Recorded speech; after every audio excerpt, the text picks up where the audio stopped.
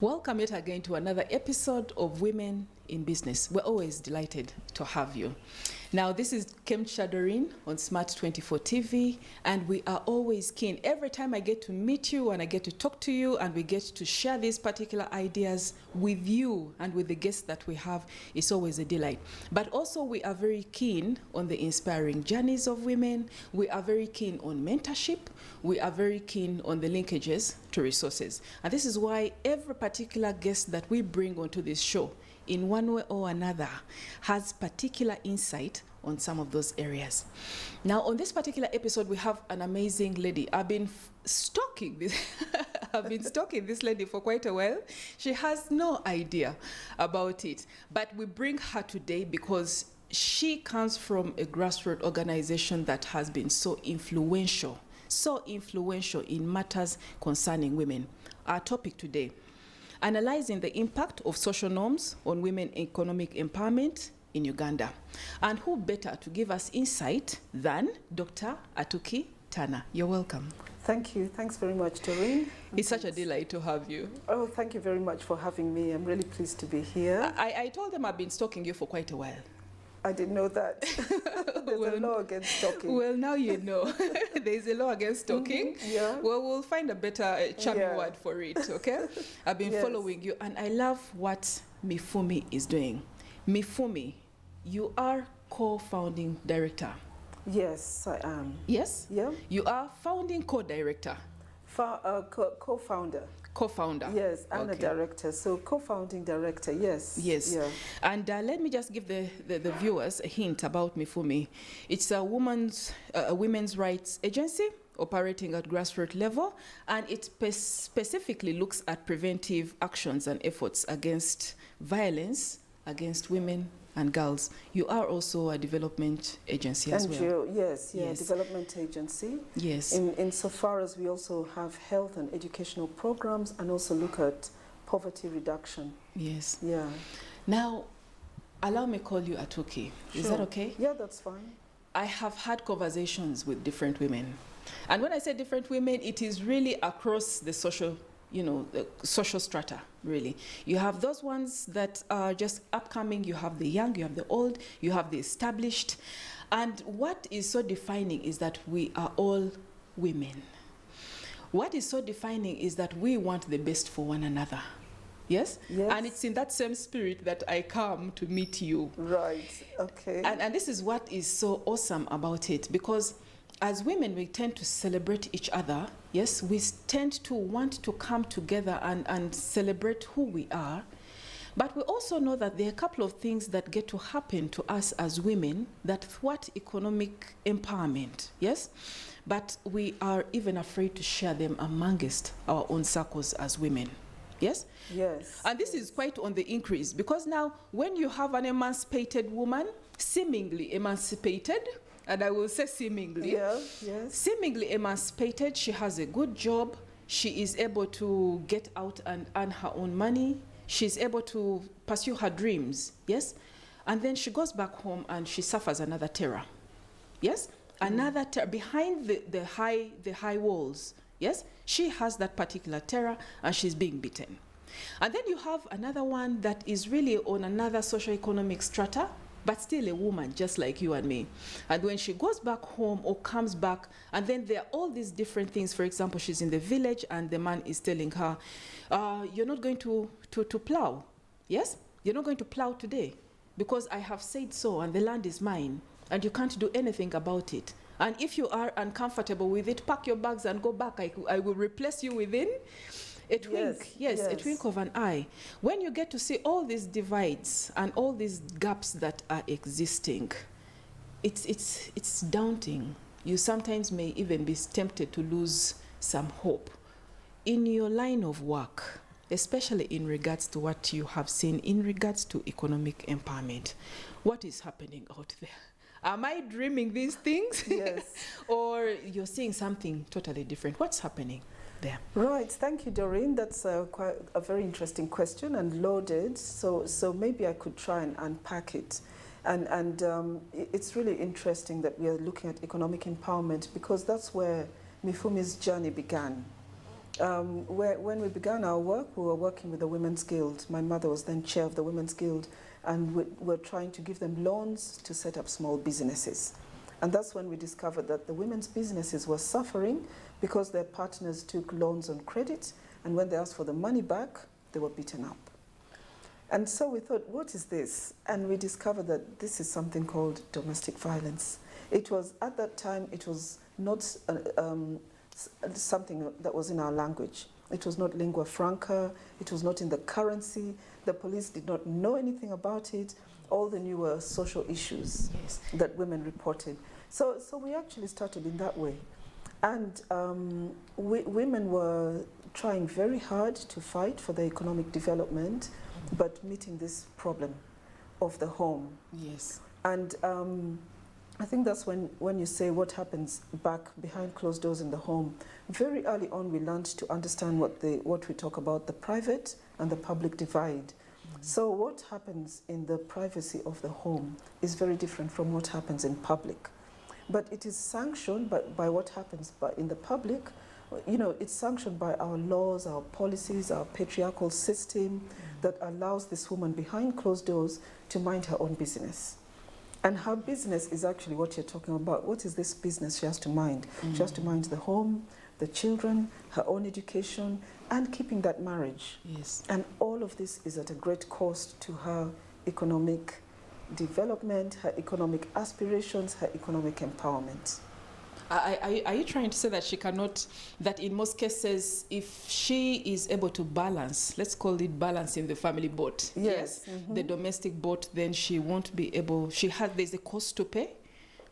Yes, there is a cost to pay because they're trying to juggle their duties at home. You know, our society, especially cultural norms and you know, in the rural areas, a lot of the women's aspirations are to marriage, towards marriage, and keeping a happy home. Yes. Now, what happens is that with something like microcredit, and it's now been overtaken with things like SACCOs, revolving loans, village and village saving schemes. Yes. Since that wonderful gentleman, Mohammed Yunus, yes, realized that you can put credit in the hands of women without asking them to pay collateral. Yeah. Yeah. Yes. In those days, women couldn't get loans from banks because we didn't own property, we didn't own land, our names are not on land titles. If you notice, all that has now changed. Yes.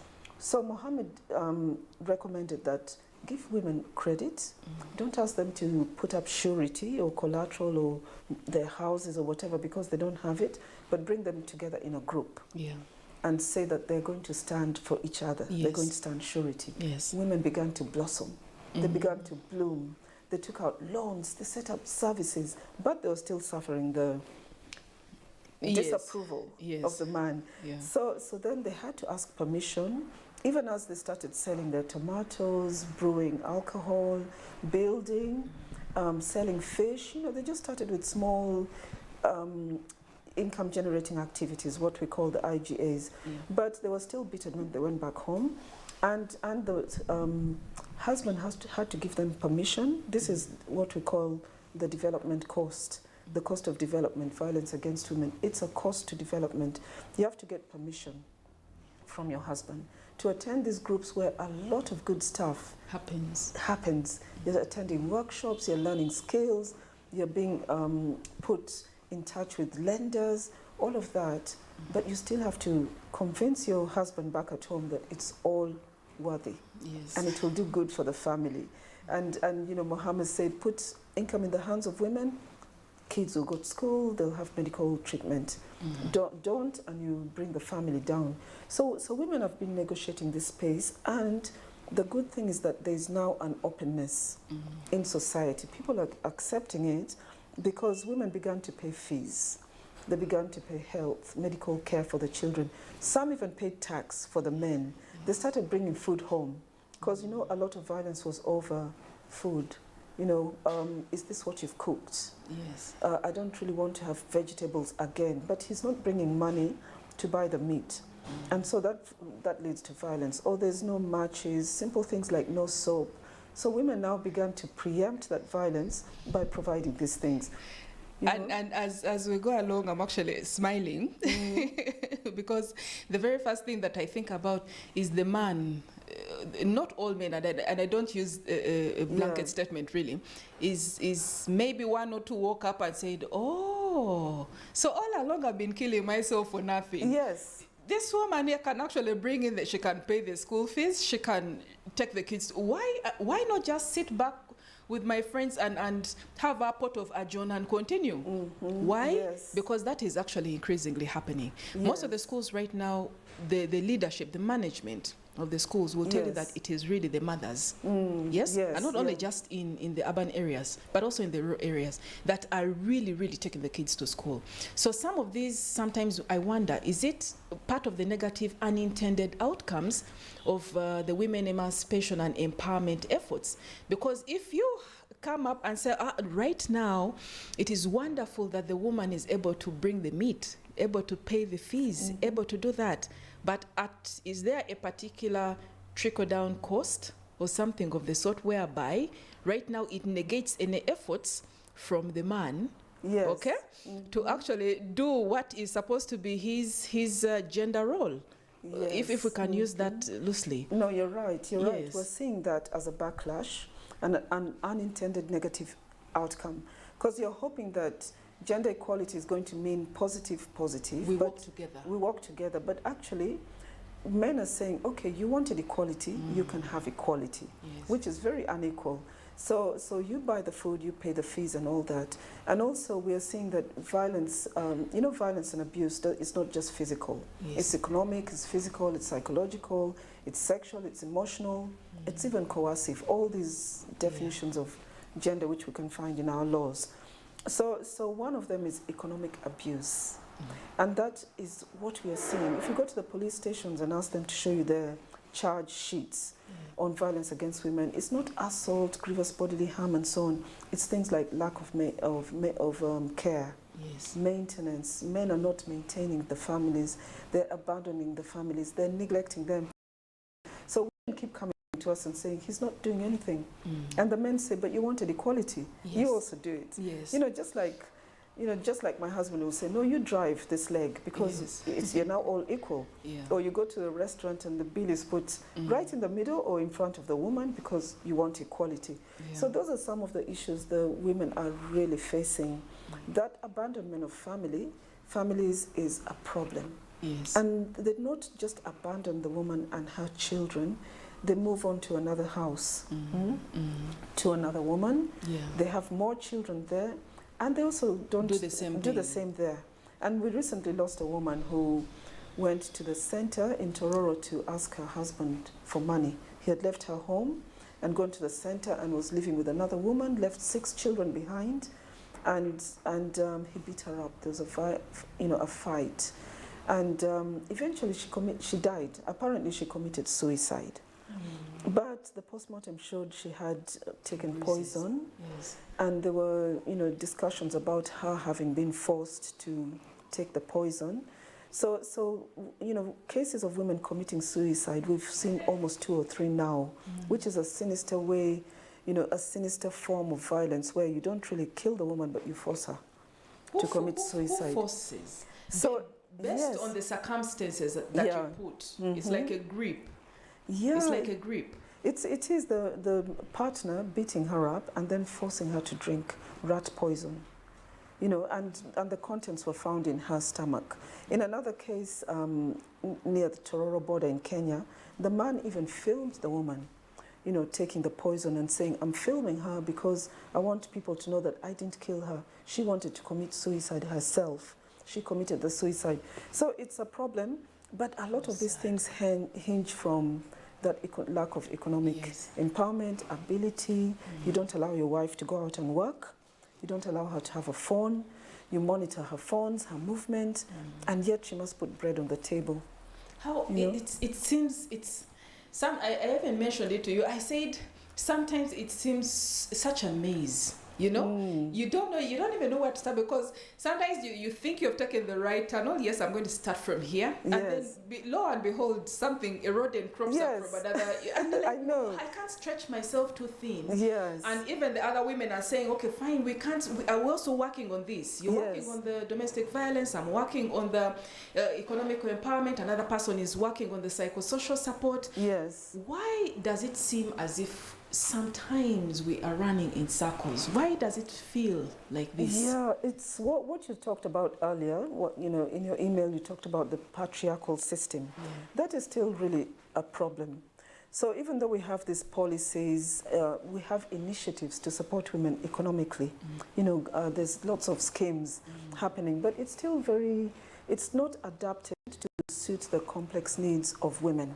Yes. So for instance, I'll give you an example. There's a lot of rice hullers, rice mills being given out to rural women to support them as a business. In the past, it used to be grinding mills. Yes. More recently, it's rice hullers, because people grow a lot of rice in Tororo.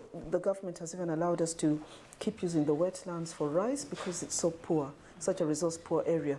Now, recently, the government, we got a big industrial rice machine, industrial scale, 100 million worth.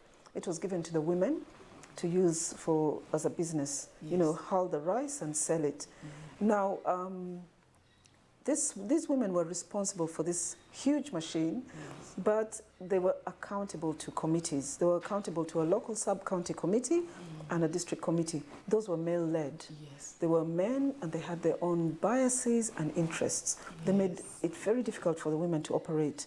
The machine needed a skilled operator. Yes. They had pre-appointed a man who became the operator, but he treated himself as their manager.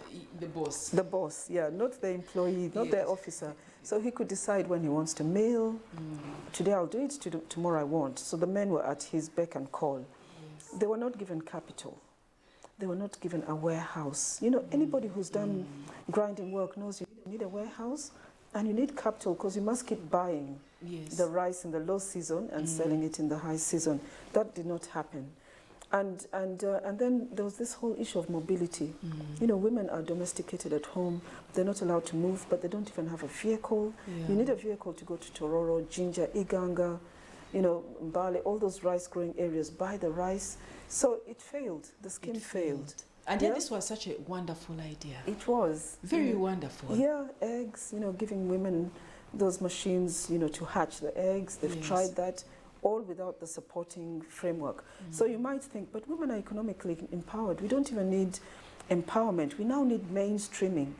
Now they think that the two don't have to go together. The two are mutually exclusive. If you have mainstreaming, it means bring the resources together. Men and women will all benefit. But they won't, because we are not yet at that level. People think we're now in an era where equality is fine. We've achieved equality. We're not yet there. It's just aspirational. In reality, women still face discrimination, biased laws, and problems in the home, what we call the private. So when we used to say the private is, you know, public, and the personal is political. What happens to me in the privacy of my home as a woman is sanctioned by this whole patriarchal system, because it still frowns on women who choose to work and not look after children. It still frowns on women who will delay marriage because they want a career. They will still take little girls, leave little girls at home and take boys to school. We now have universal primary education, so they'll go up to P7. And thereafter, it will be the men, the boys who go into secondary school. Quite a number of them drop out as you go upwards. Yes. And it's even worse when you go to the secondary schools as well. Yes, From that's the intake true. S1, they keep dropping out. Yep.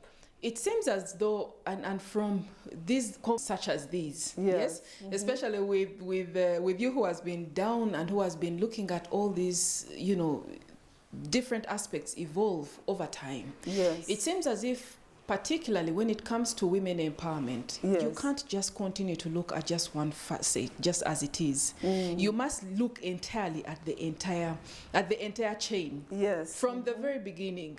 Yes, because yes, I have heard of different empowerment takes whereby, for example, they know they're going to give the, for example, boda bodas, yes, to a group of women that have said yes, we want this because it's making money. But in addition to that, they also know that they're going to have to train some of them within those particular skills, the mechanic skills, so that in case the boda dies down, you know that you're going to have to fix that motorcycle. Or at least we're going to open up a linkage. If you cannot do that, then we're going to give you a linkage to another place in case it dies down or has a problem, so that you take it to another, center operated by a woman. Yes. So that it's easier to talk to these women and have the different services given to them as they need. Why does it feel sometimes that as we talk, because why does it feel as if sometimes we are making excuses? For the women ourselves? No, because I try to keep as open-minded as possible. But I've also had a couple of men say, affirmative action, this affirmative action has been there. You got the points even before some of us were born.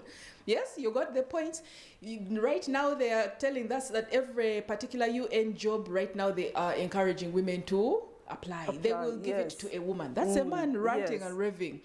We go somewhere else, they want to give you an extra 100,000 because you are a woman. This and this. So why? Yes. And this is what he felt like. Yes. He felt that you have literally almost everything. You have the education, you have the government on your side, policy, you have a supportive network. Why else do you people keep crying? What more do you want? That we deskin ourselves and give you whatever our lives? That is what it felt like. Do you feel sometimes we have stayed within the victimization trench for quite a while? Do you feel like I don't think so. I don't think so. Yeah. It's we still have a long way to go. We may have come a long way, but we still have a long way to go. Because if you look especially at, say, the rural women, the social norms are still very strong, and they're very difficult to overcome. So even looking at the 3 pillars or 4 pillars as we look at them, polygamy, bride price, which Mifumi campaigned so much on, FGM, which was about controlling the women's body, those things are still happening. So while we have equality on paper under the laws, those things are still practically keeping women backwards. They're still making making sure women cannot develop the way they want. Even if you aspire to, say, public surveys, politics, you must convince your clan, your husband, a lot of people to allow you to do that. So are we victims? Are we playing the victim? Yes. Yes, we might be. We might be playing the victim. but it's realistic. We feel it. Because even if you look at statistics, okay, let me just give you some violence against women statistics. According to Uganda Bureau of Statistics, 59% of women suffer violence. This is, we're not talking about men, we're talking about women. Internationally, all the women who are killed by their partners, 75% of women who are killed by non-partners, compared to, say, 8% of men. Women are beaten when they're pregnant. So these things are going to take a long, long time to change those statistics. But even in school, let's say you go to school, aspirations, now we have women doing maths, physics, professors and so on. But when you reach university, you're a female professor, you're going to still hit the glass ceiling. Yes. You're not going to allow to come as head of department, you're not going to become this. And if you do become, say, the vice chancellor, people will address you as sister or auntie. Yes. They won't address you as madam. Yes. Because there's still a sort of suspicion of a woman is not really meant to sit in the chair. Now, if you come to businesses, you can only go as high, but not so high. You can go as high as but not so high. In the boardrooms, the women are not still there in the boardroom. CEOs, when you reach the level of female teachers, you'll find a lot of female teachers. That is considered a sort of gender role, feminine role. Nurses, there'll be many. But doctors we now have. But how many are CEOs? Engineering. How many are head of hospitals, head of banks, head of hotels, head of this? Look at the boardroom, that's where the story is. Yes. And Mifumi, we've always looked at our work as holistic, comprehensive. integrated for women in the rural areas. So our services tackle their needs, their rights, the causes, the effects, because we want to address all these problems. And so we'll discuss it. We'll talk about how we look at the woman as an individual, support her individual agency. We look at her relationships with the community. How does she relate to the community, LCs? Is it protective and supportive? And what about the structures? Do the laws exist that support her? So we look at the holistic figure, and that is why we are succeeding with the women. That is why they're getting into leadership positions. Do you believe that in Uganda a woman has a voice? Do you feel we have found our voice? I think women have found their voice to a large extent. I just think the Ugandan women are great. And they're amazing, the work they do, the confidence, how they come out and move mountains and overcome barriers. Yeah? So you have them in the army, you have them in business, but we are still not being heard. We are struggling, very few. We are screaming, but we're not being heard. Very few are making it, but hundreds are silent. Hundreds are not yet economically empowered, politically, and also in the home. In the home, for want of a better word, is the control of your body. That is still quite a problem. Let's take a short a short break, and we'll be right back after this message to get further insight.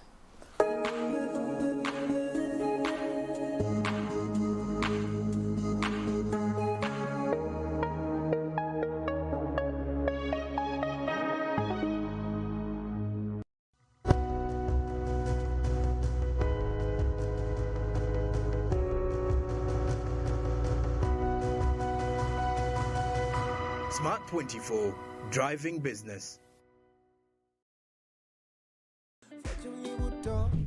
Cooking oil like no other makes your meal so sweet and scrumptious. The taste of Uganda, the taste of Uganda. The taste of Uganda.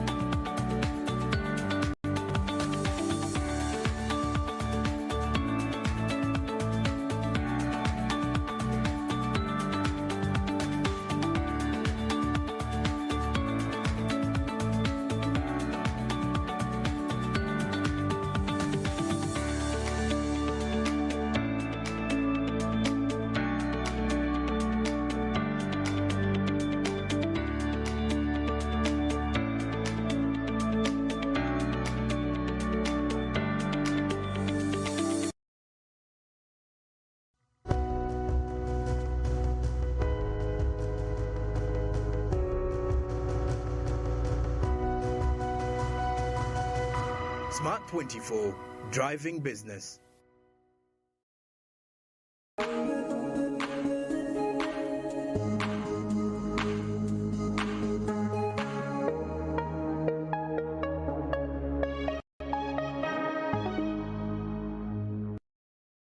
Welcome back from the break. This is still Doreen Kemcha on Women in Business Smart 24 TV.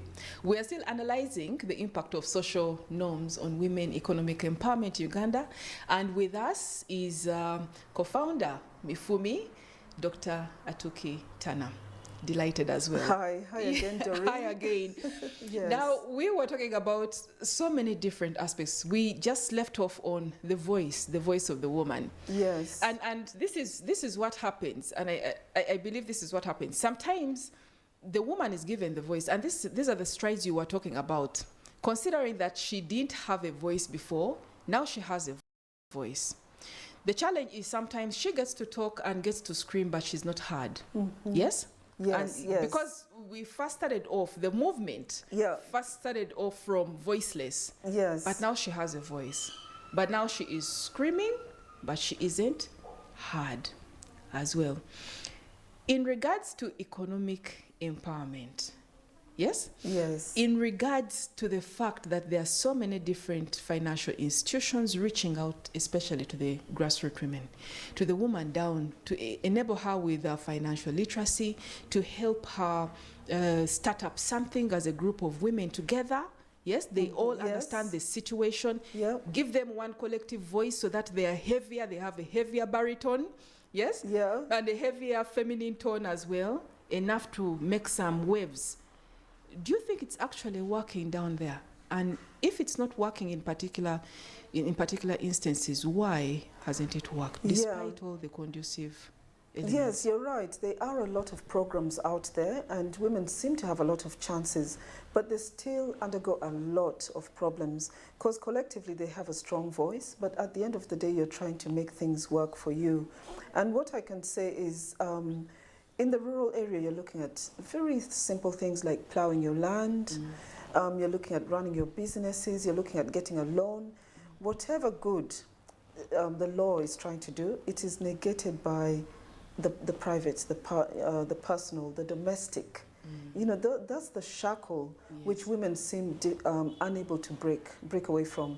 So I was talking about the spousal consent.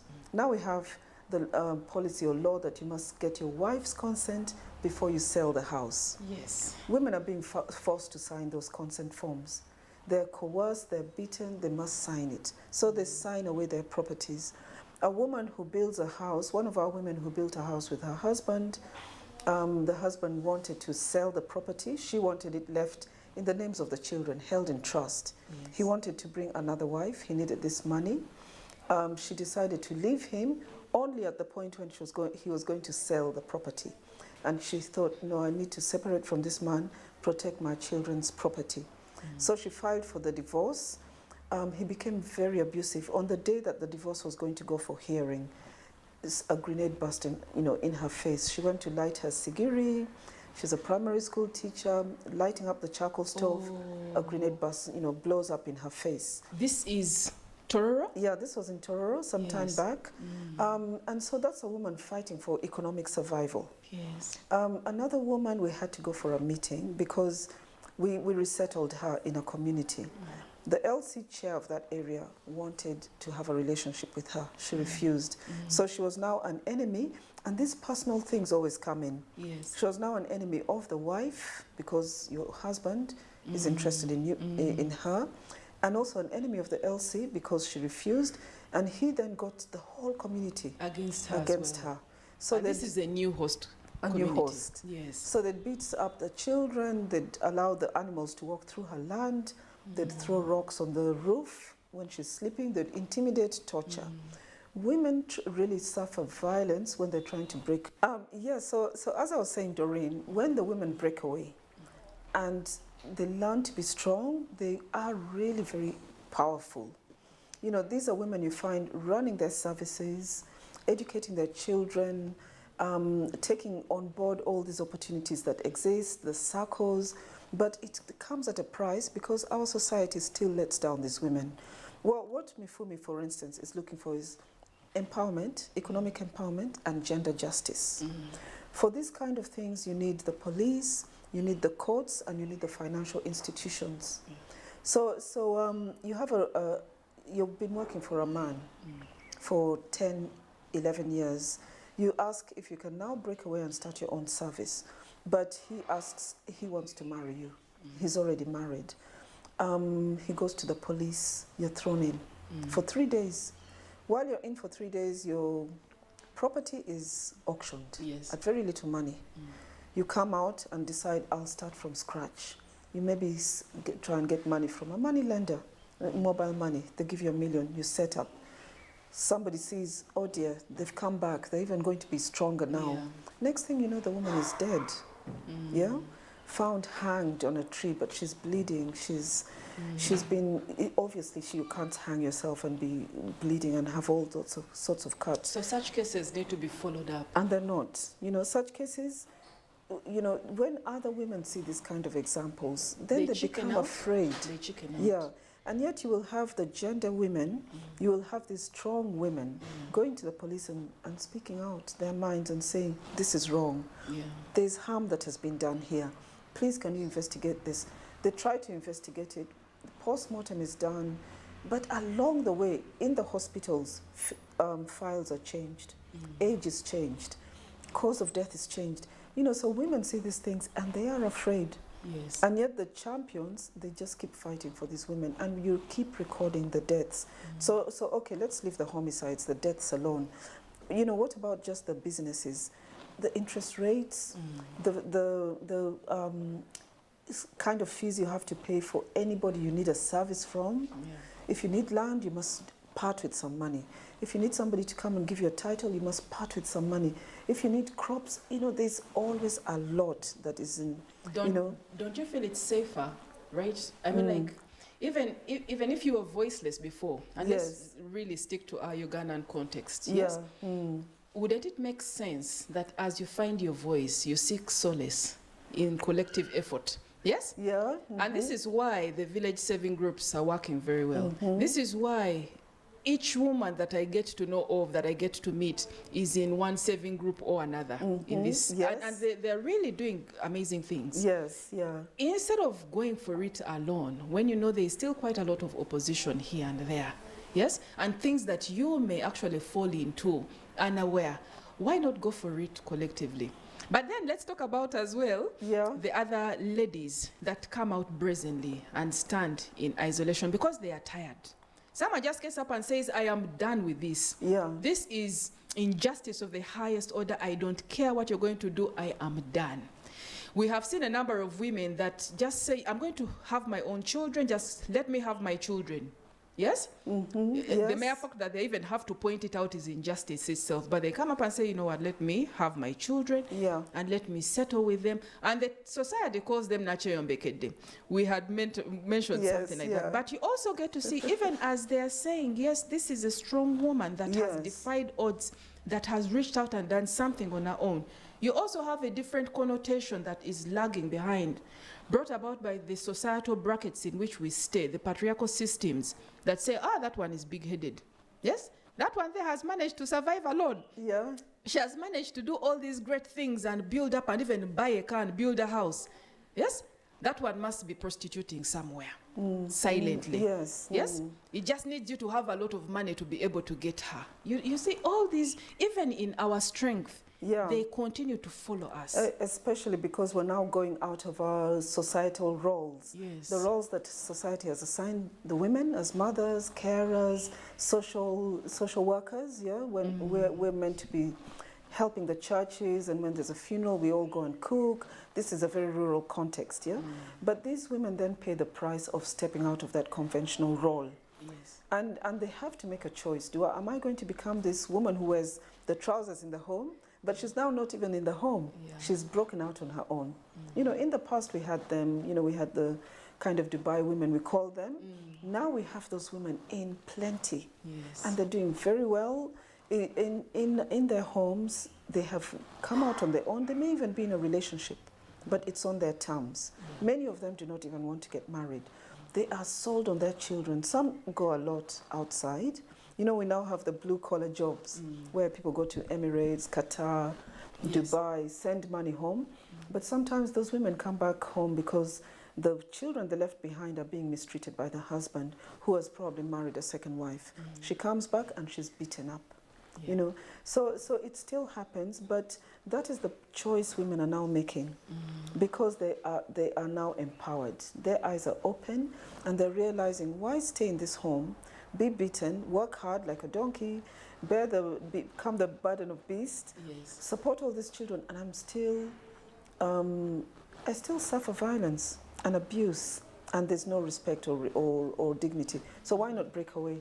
So that is happening, and it may be that we have to go through that journey before we have the stable marriages and relationships. But to come back to Mifumi, violence against women is about power and control. Yeah?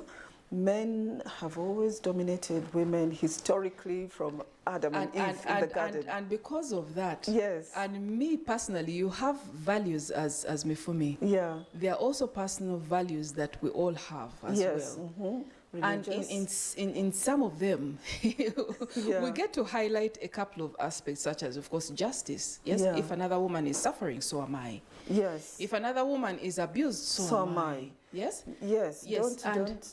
Don't ask for whom the bell tolls. Yes. It tolls for you. Yes. But you also get to see that as some form of empowerment, and let's be open. Yeah. As some form, not that we were lying before, but let's be open. As some form of empowerment goes on, yes. As some form of progress goes on, the same woman that you had said, as she suffers, I will be vocal twice for her sake. Yes? Yes. Tomorrow she gets in a better position, and this is now a lady who now turns internally, I think, all the aggression inward to such a point that you get to see someone's actions, and you say, this action here is not going to do us any good as women. Because as you portray yourself, yes, I can do this, yes, and none of you can dare touch me because the money is mine. Yes. I made it, no, where were you? Yes. You know? And there she is, and maybe defiantly open. Not that I have anything against them, but I'm just saying, when you have any particular progress and you come out and instigate, yes, and then devalue the essence of who you are as a woman.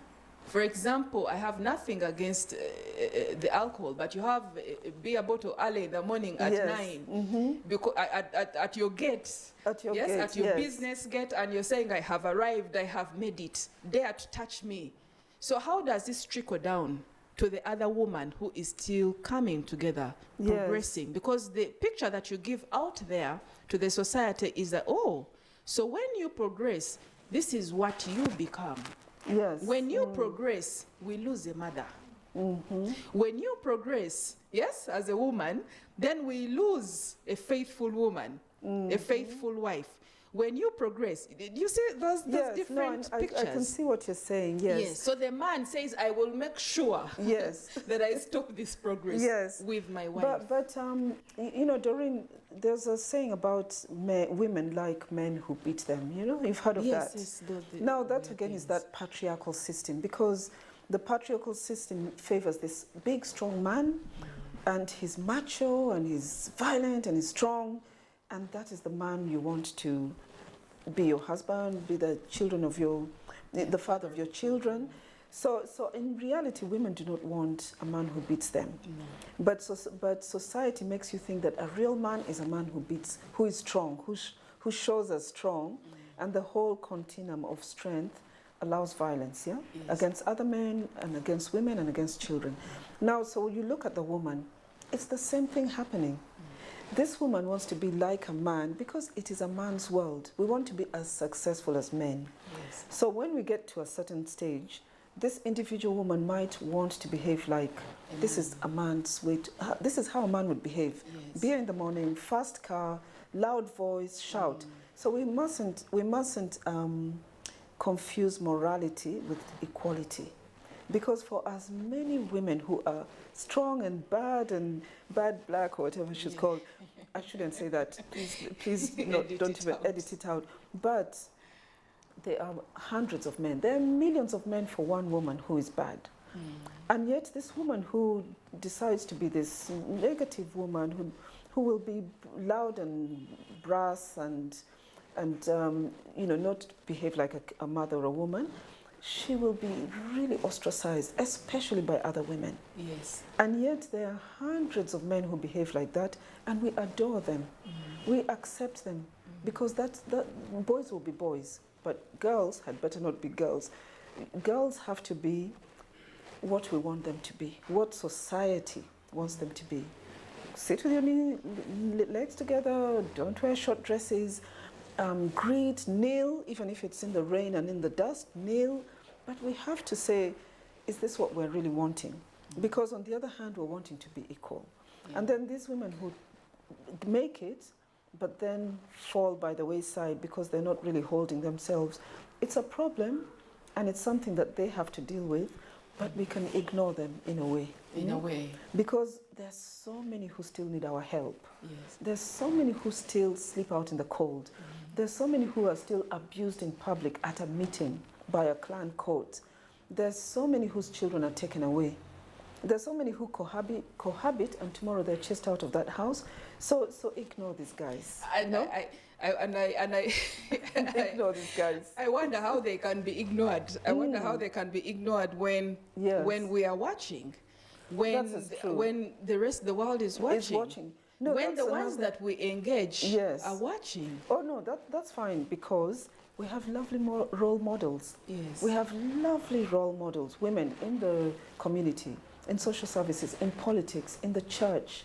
These are the women we should encourage our children to emulate. For any bad woman, there's a good woman. Follow this good woman, Let somebody speak to this other one. I don't know if she will change, but those are women who benefit from collective action. And that is why I was saying that Mifumi's model, we started talking about power and control.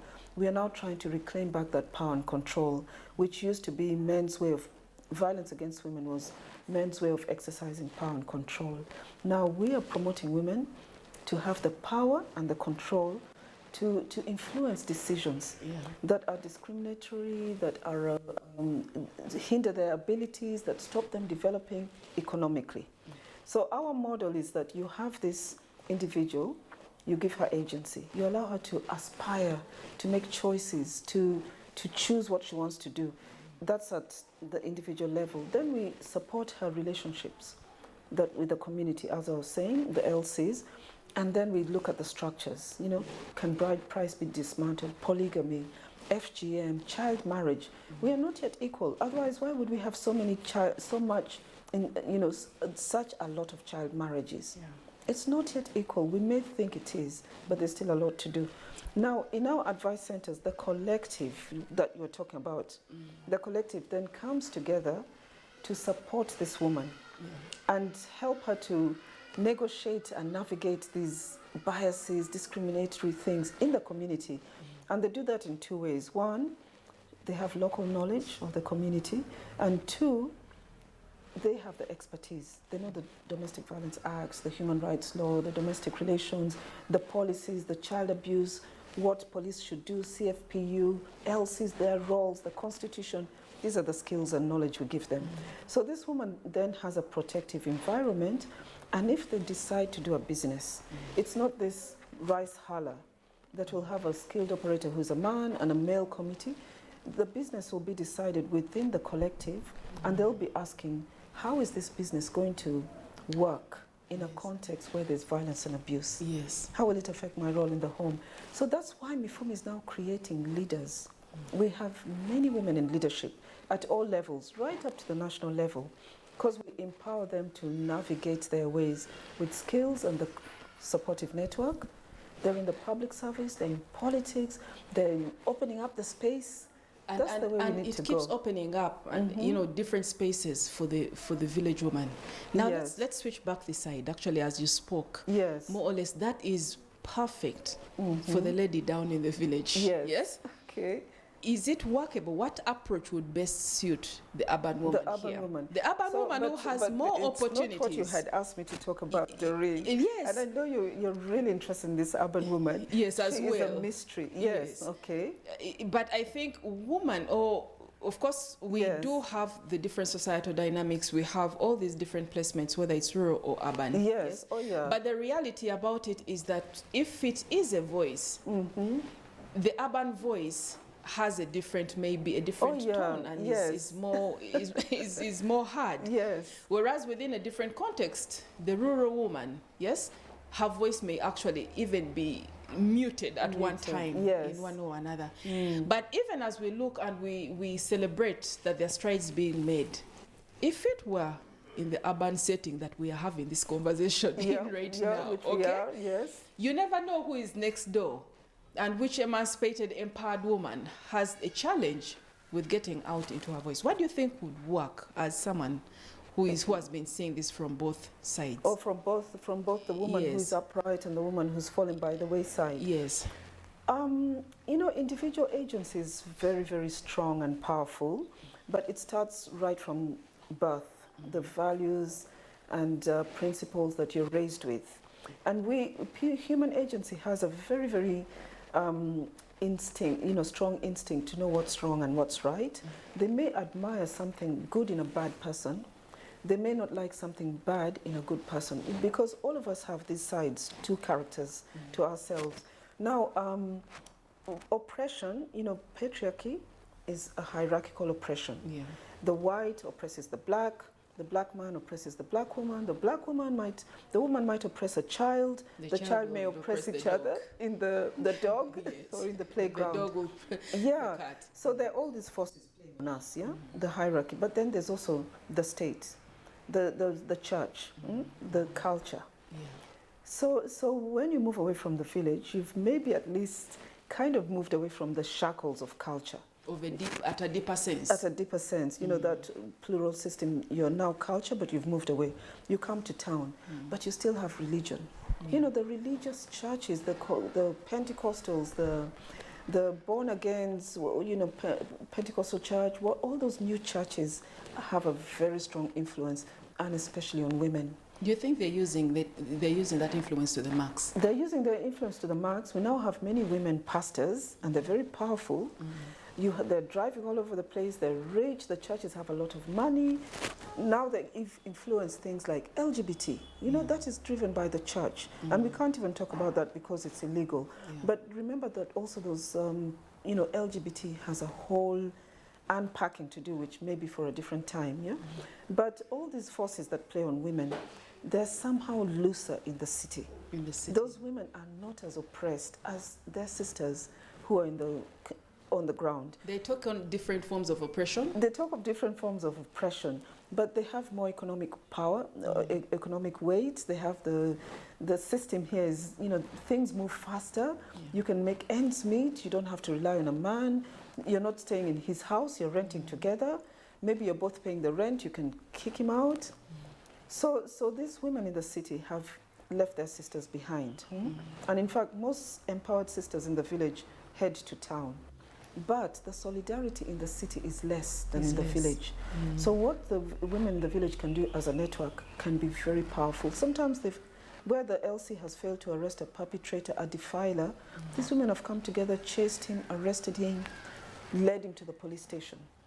They can go and talk to the police about what is on their minds and insist and demand action. And get it. So you're saying that we should have more cohesion within the urban places. Women-led cohesion, really. Women-led cohesions are very important, the women's movement. When Mifumi was doing its Bride Prize campaign, we couldn't have won that Supreme Court case now as we did then, because the women's movement was strong then. Yeah, it was stronger. What has happened? What has happened is the feminists that started off this women's movement, the Miriam Atembes, the Rhoda Kalema, all those guys, they have moved on. Yes. These were the people in parliament, in leadership, Sarah Kiinji, Sarah Chama, all those sorts of people. Feminists, you could see these guys are for women, about women, are women for women, about women. these guys have moved on. They've been replaced by traditional leaders. Are you Traditional sure? women are now in parliament. These are the women who will say, let's bring back polygamy, because polygamy was legalized in Kenya. Because the women were saying, because we've moved away from our traditional values, that's why now men on men, women on women, that's why we have all this LGBT. Let's allow polygamy so that there's enough to go around. Now you have traditionalists in power. You have fundamentalists in power. You know, we have, just say it as it is, just like Matembe said it recently when I hosted her. She said they're selfish. A bunch of selfish that is true legislators as well. is what They she said. are They're focusing on self and keeping quiet about the It's- fellow woman stuck behind. Absolutely, Yes. absolutely. Those women in the past and the women in the rural areas still think of the solidarity and the good of the other. The women in power now, the modern woman, they're about self-gain, you know, self-advancement. And that, I'm afraid, is resembling men more and more. Because women used to be about solidarity, support, Together. networks. Let's all, you know, change the world for the good of our children. Is this a blanket statement? A Or you blanket have statement. one or two women in mind? Is this Oh, a no, blanket? it is a blank. Oh, I It's a do have a blanket. few in mind, but there's so few that they can't add up to statistics. Yes. The statistics would just zero them. But honestly, I don't blame them because I'm not a moralist. I really don't blame women for not going to church or for how they dress or what. That has never been me. I've always been about this woman who is oppressed, who is being beaten, who is afraid to sleep at night because somebody might come and beat her up. You're in the shower, you're beaten. You know, this woman who has no voice. If you're empowered and you're not hurting somebody, that's fine. Do your thing, but don't hurt anyone. Don't hurt. Don't hurt anyone. That's why I say, so long as you're in a happy relationship and you're not fighting and beating each other, I don't see a problem with that. And that is how we're going to wrap up. Okay. That's how we're going to wrap up. Yeah. I wanted to just take just 1 second and just stress to the lady that is watching there, to the lady that feels oppressed. Yes? To the lady in the urban scene that feels oppressed. Yes, she's surrounded by all these affirmative actions. Yes. And then also just a quick one to the village woman that is still trying to find her voice, but still also shackled in by the different brackets of patriarchal systems Yes. that she can't really fight on her own. Just 1 second. Right. To the urban woman, the empowered urban woman who is surrounded with all these possibilities, I would just say, ask yourself, how am I going to make a difference? Because at the end of the day, that's what matters. All these things will fall by the wayside. What you've achieved, what you've acquired, your property, how powerful you are. At the end of the day, it's just, did I make a difference? That becomes more and more important. And to the rural woman, I'd say, speak to someone. Because if you speak to someone, your problem is already halved. So look for the nearest Mifumi Health Center, the nearest Mifumi champion, the nearest woman you think you can speak to, but speak to someone, because that's when you're now beginning to use your voice and you'll never be silent again. And they thought they were burying us, but they didn't know they were just planting a seed. You've heard that before, haven't you? Yes.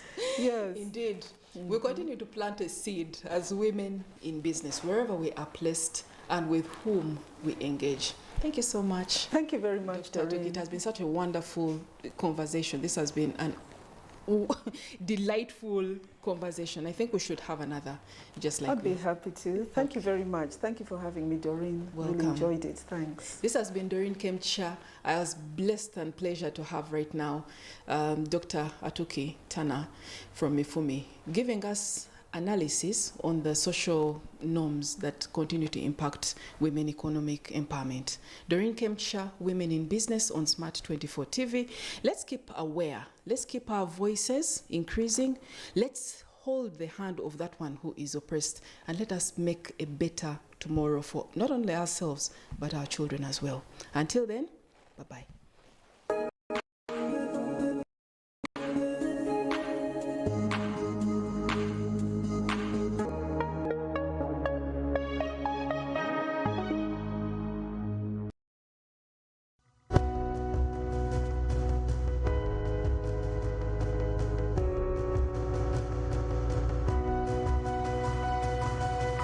Smart 24, driving business.